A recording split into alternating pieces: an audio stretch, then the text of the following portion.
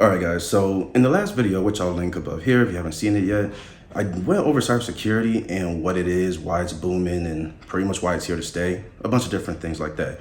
One of the components that I covered with it was the CIA Triad, which is not necessarily just a cornerstone of cybersecurity in itself. I personally say it's a cornerstone of tech in general. I'll even go so far as to say the CIA Triad is applicable to life. We have just regular everyday life examples of this stuff, and I think we just don't realize it. So I want to deep dive a little bit more into the CIA Triad to give you guys a better understanding of what it is and what it's used for. The CIA Triad is a framework that consists of 3 parts, and using these 3 parts is used to help guide cybersecurity operations of an organization as well as to assess their security posture. Let's go into the first one. Before we go into the 3 components of the CIA Triad and what they're used for, there's one detail I want to cover. Right now, I just said it's used to evaluate the security posture of an organization, whether it's an organization's own security posture, or let's say you have a vendor that has cybersecurity consultants or things like that, and they use the CIA Triad to evaluate the security posture of another organization. Either way, let's go ahead and clear up what a security posture is. Then we'll cover the 3 components of the CIA Triad. So in relation to cybersecurity, an organization's security posture is basically a measure or evaluation of its overall security strength and its ability to rebound and respond to attacks from outside sources. This also goes into preventing those attacks from happening in the first place. Now, this can be tricky because part of organization security posture, primarily for the prevention side of it, you would have to take into account threats that you have not even encountered before. What's called the wild. Whenever a new attack or a new variant of an attack just pops up and it catches just all companies, by storm and no one knows what's going on, those attacks, and basically like in the internet in general, that's known as the wild. They call it the wild. And if you don't know what's going on in the wild, which is why a lot of cybersecurity experts, they tend to or have to stay with the news, stay up to date with the news. They have to, or it would usually help to have some type of newsletter pertaining to cybersecurity, news, different technologies. There's for example, if you go on Instagram, there's an Instagram account called the Cybersecurity Hub, and every day, more or less, there's at least one post that they put up of cybersecurity news of some attack that's happening on a company, the result of it, and to a degree, how it happened if they have that information. And in other terms, let's go with DBZ with this one, is essentially in relation to cybersecurity, it's the company's overall power level. The higher the power level, of course, that's better. The lower, well, of course, that's not really a good thing, now is it? Now that we got that out the way, let's deep dive into the 3 components of the CIA Triad. We already talked about this, but let's just go ahead and deep dive more into it. So first, once again, we have confidentiality. Basically, this is a for your eyes only type of situation. If I send you a text message, photos, videos, whatever the content may be, and I say this is for your eyes only, and primarily if you allow, like directly allow someone to see that photo, that message, whatever the case is, you breached the confidentiality. You did not keep this in a need to know basis like you were supposed to. Now, confidentiality can also be breached without you knowing it. But typically we see that as I gave you something, it was only for you to see, and you chose to show it to somebody else. That's usually how we think of it, but it's not always voluntary. In more like official or formal terms, this principle is about protecting data and information from unauthorized access. The way that people tend to evaluate this, especially when they use the zero trust policy, which if that's something you want me to cover, go ahead and let me know down in the comments below. But another way that companies have implemented confidentiality is basically if you don't need it to do your job, we're not giving you access to it. If you need it to do your job, then we're going to give you access to it. There's actually another concept that goes hand in hand with that called privilege creep, but we can't talk about that later. I actually plan to. I like that concept a lot.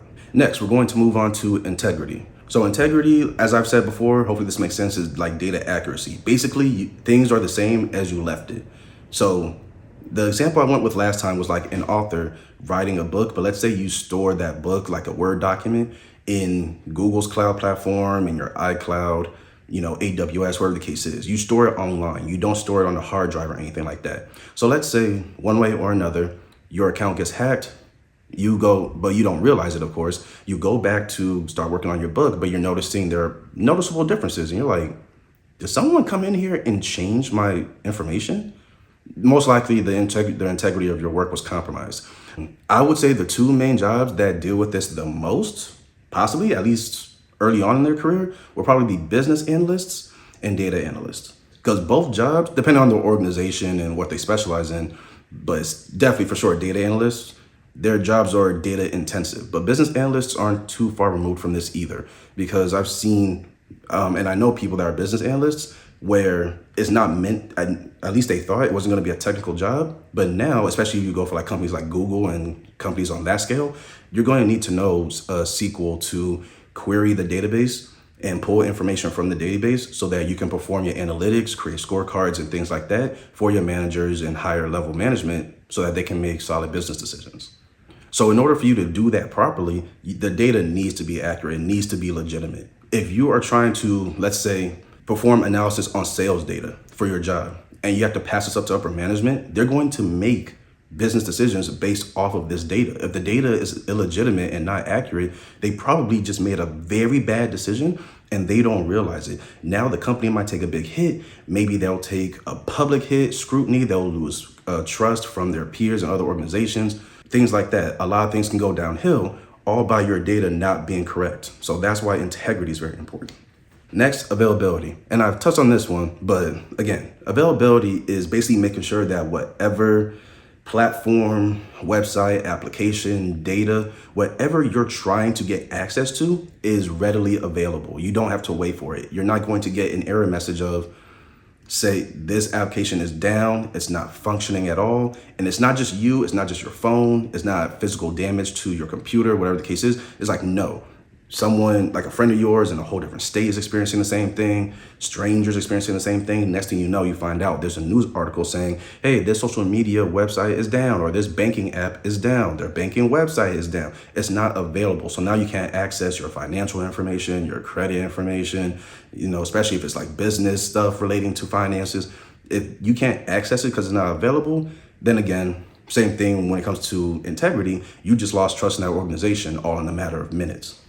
So this kind of goes somewhat hand in hand with confidentiality, because one of the key principles to availability, to keep something readily available, is to prevent unnecessary access to it in the first place.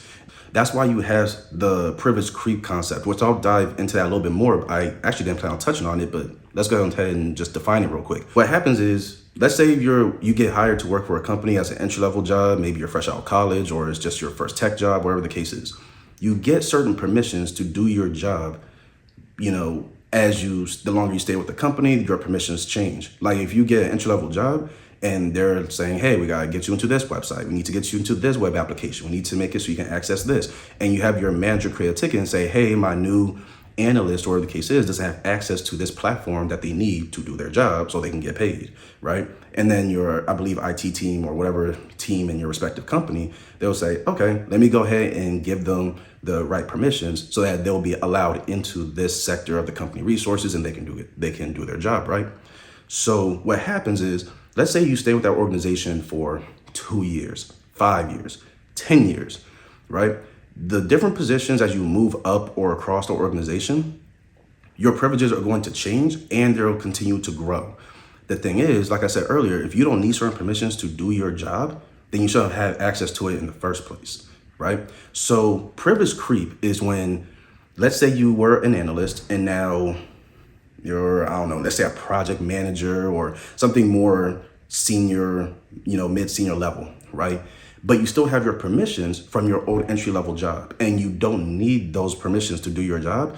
That's privilege creep. Privilege creep is when over time your permissions build up, but you are never removed from certain roles or certain permissions were taken away from you to limit your access to something. Because sometimes the biggest threats to an organization and its security posture, and therefore its trust with the general public and its vendors, isn't people from the outside trying to break in. Sometimes it's the people you let in that end up doing damage to the organization itself, especially out of spite. One of the main ways that this tends to happen, there are a few different ways, like you can use logic bombs and a bunch of other things, but one of the main concepts is what's called a denial of service attack. A denial of service attack is basically you overwhelm the resources like servers, routers or hubs, different networking components in a network, your laptop itself, using viruses. There are so many ways.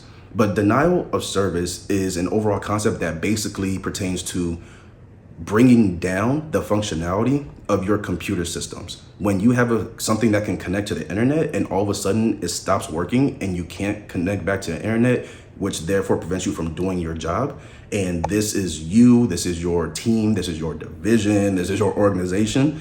And therefore, like, everything's kind of just shut down. You just experienced a denial of service attack.